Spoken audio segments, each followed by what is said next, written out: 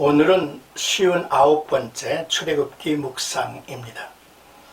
23장 1절에서 9절까지 공평에 관한 법이라는 주제가 되겠습니다. 사회의 가장 중요한 제도 중 하나는 사법제도이죠. 한 나라의 법정은 진리와 정의의 기준을 제시하고 구체적으로 적용함으로써 그것을 지키는 책임이 있기 때문입니다. 송사와 재판에 관한 이 율법의 목적은 다음과 같습니다. 먼저 정의와 진리를 실행하기 위함이며 자비와 긍휼을 강화하기 위함입니다. 또한 편견에 좌우되지 않는 진실을 추구하고 상반된 이익과 동기를 가진 두 편 사이를 중재하기 위함이죠. 그리고 모두에게 공평하고 공의롭게 하고 그 사회의 화평을 가져오게 하기 위함입니다. 먼저 1절에서 3절까지는 거짓된 떠도는 소문을 퍼뜨리지 말며 라는 내용입니다. 본문은 남을 헐뜯고 손상시키는 말, 즉 중상에 관한 율법이죠. 거짓 증언을 해서는 안 됩니다. 본문은 법정 상황을 다루고 있지만 매일의 삶의 모든 사건에 적용되는 말씀이죠. 이스라엘 사람들은 본 단락의 금지 사항들을 지켜서 법정의 정의를 순수하게 유지해야 합니다.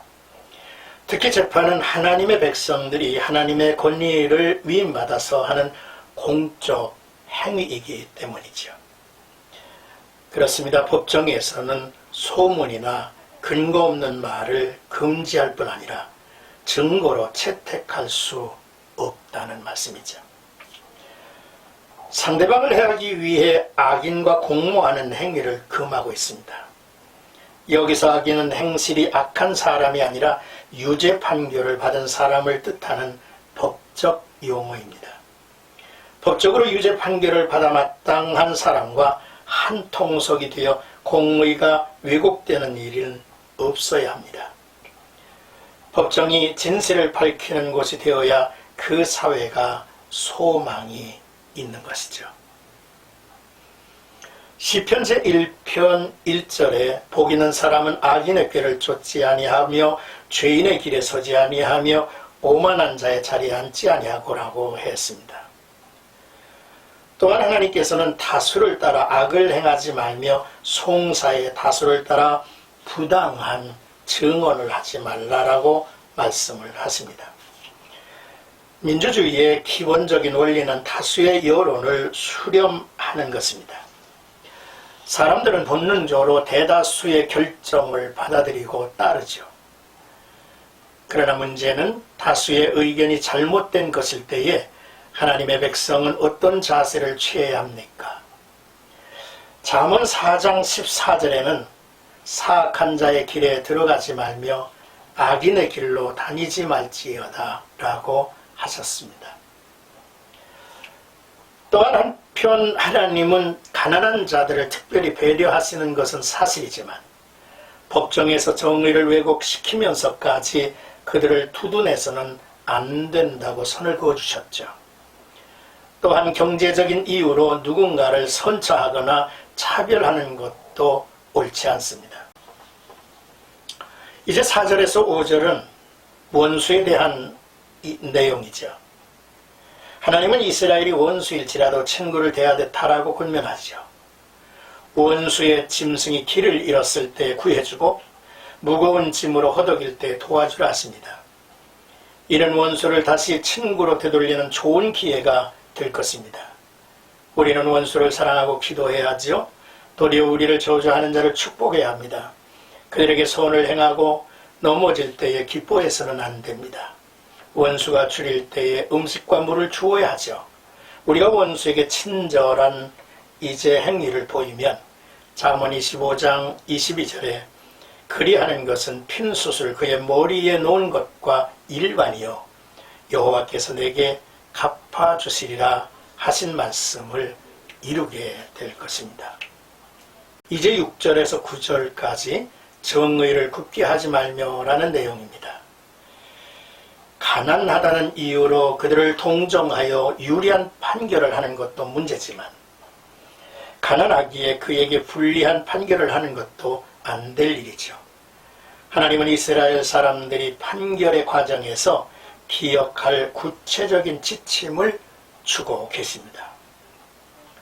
첫째로 가난한 자들에게 부당한 판결을 하지 말 것, 둘째로 거짓 고발을 멀리할 것, 셋째로 죄 없는 사람이나 의로운 사람을 죽이는 일은 없어야 할 것, 넷째 뇌물을 받지 말 것, 다섯째로 이스라엘에 살기 위하여 온 이방인들을 억압하지 말 것 등입니다.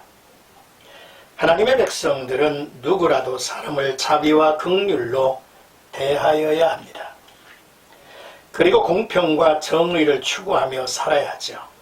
이러한 하나님 백성의 삶을 통해서 세상에 하나님의 사랑과 정의가 살아나도록 해야 합니다. 특히 뇌물에 대한 말씀에 귀를 기울이셨으면 좋겠습니다. 오늘 뇌물을 사업상 관행이라고 여기는 사회가 되었기 때문이죠. 뇌물을 주어 정치인들로 부당한 영향력을 행사하게 함으로써 사업이나 계약, 직장을 보장받고 더 싼 값으로 물건을 사들입니다. 따라서 악한 자나 부정직한 자들의 호주머니를 채워주는 일들이 만연해 있다는 사실이죠. 이처럼 하나님께서는 그것이 사람들에게 어떤 영향을 끼치는지 아시기 때문에 뇌물을 미워하십니다. 성경은 뇌물에 대하여 분명히 지적하고 있죠. 뇌물은 다른 사람의 삶을 파괴한다 했습니다. 또한 판단을 흐리게 한다 했습니다. 진실을 숨긴다 했습니다. 심지어 사람은 하나님의 능력을 돈으로 사려고 한 사례를 볼 수 있습니다. 마술사 시몬의 이야기지만 오늘 교회가 돈으로 임직자를 세운다고 세상에 보여줘서는 안 될 일이라는 사실이죠. 오늘 이 귀한 말씀을 통해서 우리는 남을 헐뜯고 손상시키는 말, 또한 악인과 공모하는 행위, 그리고 가난한 자들을 특별히 배려하시는 하나님이시지만은 가진 자나 못 가진 자나 배운 자나 못 배운 자나 법정에서는 정의롭게 판단해야 한다는 내용을 우리가 들었습니다. 뿐만 아니라 원수에 대하여 우리는 적극적으로 그의 원수의 마음을 향하여 우리가 다가가야 한다고 하는 사실과 또한 이 세상에서 정의를 굽게 하는 일은 없어야 되겠다라고 하는 말씀이죠. 특히 오늘 이제 전체 단락에서 뇌물에 대한 말씀을 우리가 주목을 했는데 이 뇌물 까닭에 이 사회가 무너져 버린다고 하는 엄한 경고의 말씀을 우리가 되새겨야 한다는 것이죠. 오늘도 나와 여러분들의 삶 속에 거룩한 빛 가운데서의 삶이 이어지기를 축복합니다.